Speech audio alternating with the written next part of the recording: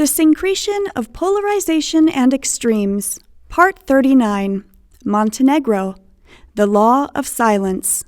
Transposing Emblem by Nikolina Pavicevic. On the Adriatic coastline lies a small country with a beautiful seaside and northern region. The country is called Montenegro, and the legend that we are taught in school says that the name Montenegro was coined by two Italian salesmen. Montenegro is the home of tall people who persevered through chaotic historical events, but succeeded in keeping their hearts warm and their heads up.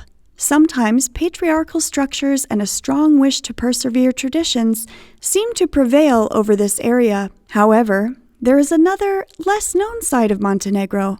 I was born and live here, and I can, without a doubt, say that gender inequality is one of the biggest problems our society faces. Gender inequality isn't discussed, mentioned, or even acknowledged by the majority of Montenegro, and a woman's fight starts even before she is born. Along with Albania, Azerbaijan, and Armenia, Montenegro is ranked at the top of the list of countries with the greatest imbalance between male and female children. The Institute for Statistics in Montenegro reported that in 2009 alone, 113 boys were born for every 100 girls. The natural ratio is usually 102 or 103 boys per 100 girls. These facts may sound confusing or surprising, but it is an open secret that our women don't resist social pressure to give birth to a son and abort a girl. Montenegrin lawmakers have tried to control and suppress the problem by law, but there are no reported cases. The law of silence is stronger than written legislation.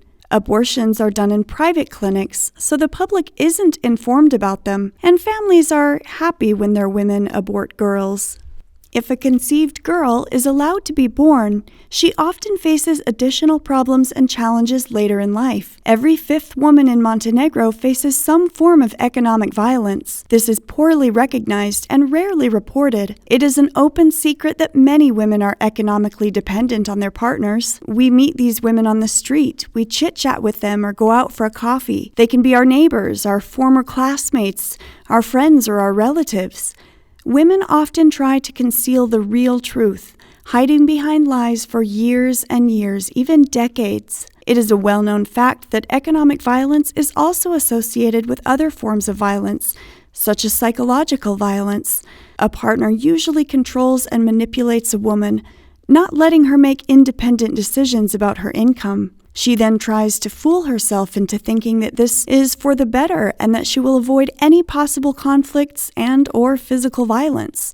Sometimes a partner convinces his girlfriend or wife to leave her job, saying that she should stay at home and take care of the household and kids. Luckily, some people have become aware of the problem and are trying to solve it. For example, in 2017, McCann Podgorica and McCann Belgrade, along with the help of the Women's Rights Center, organized the campaign #Neželjena, #Unwanted, which affected not only Montenegrin people but the whole region. The goal of the campaign was to prevent sex-selective abortions. This campaign quickly received media attention, people on social media debated and discussed this issue, and it seemed that the Montenegrin public became more conscious of the problem. Of course, the campaign is just the beginning. It's great that it drew public attention, but that is just one step in solving the issue and making our country a safe place for everyone. Another step was the regional 3-year program Implementing Norms, Changing Minds, funded by the EU and conducted in 2017 with the goal of ending gender-based discrimination and violence against women in the Western Balkans,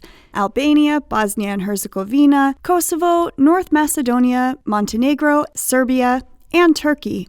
This program has solutions that they are actively trying to achieve. They think that a difference should be made step by step, and some of their ideas are to influence the laws and policies through work with governments, enhancing a woman's position as leaders, etc. It is important that we help young girls develop healthy self-esteem from a young age, and also offer them emotional support. Afterwards, it is important that we teach children and teenagers about gender inequality and the related issues. That way, if something similar happens to them in the future, they will recognize the problem and seek help. At first glance, Montenegrin society may look hostile to these changes, But the campaign and programs, as well as many more initiatives to come, suggest that we are ready for change. All these attempts to make an improvement are a great way to influence our society. We should realize that every human has equal rights. Although this sounds trivial, like a cliché, sometimes we forget the true meaning and importance of it. Our society may not have been conscious of this in the past, but now we are aware that inequality is a problem. Sometimes we may make it harder for women to succeed in their goals, when we should encourage everyone to achieve them and be happy, no matter what their gender, race, ethnicity, etc. It seems like we break every law except the law of silence. We should not keep quiet about gender inequality or inequality of any kind. On the contrary, we should discuss the problem, encourage women to share their experiences, and make our society a safe and warm environment for everyone.